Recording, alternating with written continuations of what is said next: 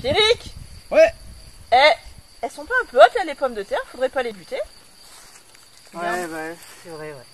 C'est vrai qu'elles sont un peu hautes, il va falloir les buter. Hein. Allez au boulot? Allez, c'est parti. Allez go! Allez, c'est parti.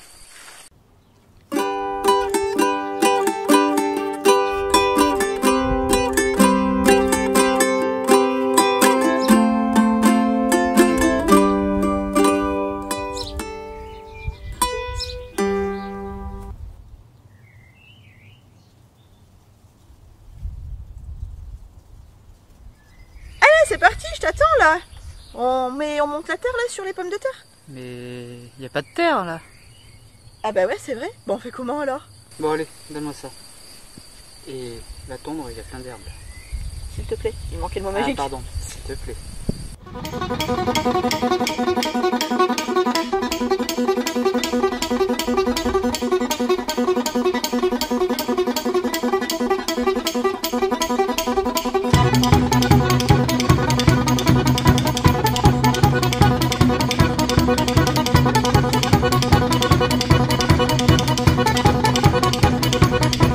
I was caught in the middle of a railroad track.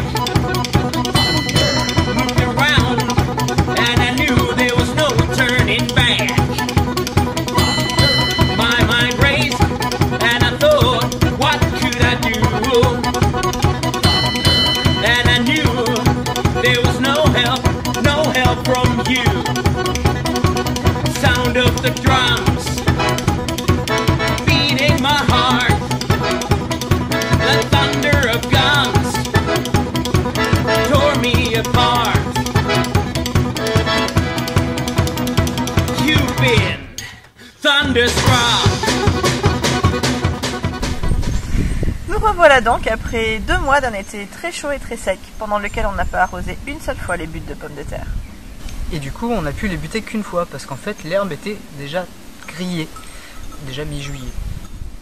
Dans l'idéal, il aurait fallu les buter 2-3 fois, ça aurait été bien. On ne s'attend donc pas à une très grosse récolte, avec très certainement des pommes de terre de toute petite taille. Ouais, on sait pas trop, on va voir. Allez, c'est parti. Thunderstruck.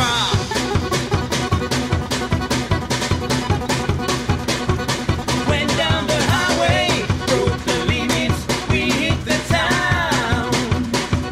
Went through the Texas, yeah, Texas, and we had some fun. We met some girls, some dancers who gave a good time. Broke all the rules, played all the fools, yeah, yeah, they blew up. Alors je sais pas si vous vous souvenez, on a fait une expérience sur les 2 dernières buttes de mettre que de l'herbe sèche et de l'herbe fraîche pour voir ce que ça donnerait.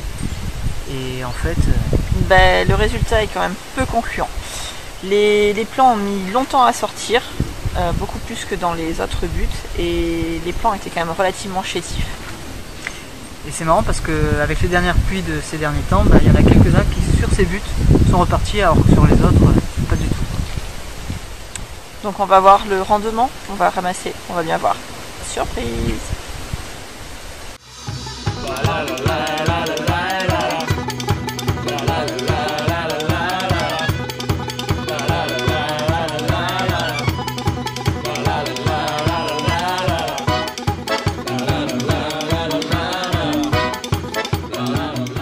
Et voilà, du coup, la récolte de cette année. Sachant que les 2 dernières cagettes, là, celle où il y en a le moins, c'est les buttes d'expérimentation. Et on voit bien qu'il n'y a pas grand chose. Bon maman. Oui? On le fait ce bilan sur l'expérience pomme de terre sur butte? Ah bah si tu veux, oui. On va aller voir quels sont les inconvénients et puis surtout les avantages. Ouais. Allez! C'est parti. Point numéro 1. Alors cette année, on avait très peu de compost. Et oui, on en avait besoin ailleurs. Et du coup, c'est pour ça qu'on a utilisé tout ce qu'on avait sous la main. De l'herbe et des feuilles en décomposition de l'automne dernier. Mais l'an prochain, nous allons remplacer tout cela par du compost, plus ou moins mûr, pour justement faciliter le départ des plants. Point numéro 2. L'an prochain, nous mettrons moins, voire pas de paille du tout, car les semailles ont été très longues à partir. Point numéro 3. Nous essaierons de buter, toujours à la tonte d'herbes fraîches, beaucoup plus tôt dans la saison, de façon à ce que les pommes de terre puissent avoir un apport d'azote au moins 2 ou 3 fois, pour qu'elles puissent grandir et grossir.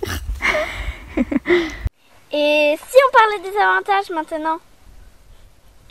Une culture de pommes de terre sur butte, comme nous l'avons fait, c'est idéal pour préparer une zone potagère pour l'année suivante. Mais encore? La récolte est super facile et en plus, les pommes de terre sont déjà toutes propres.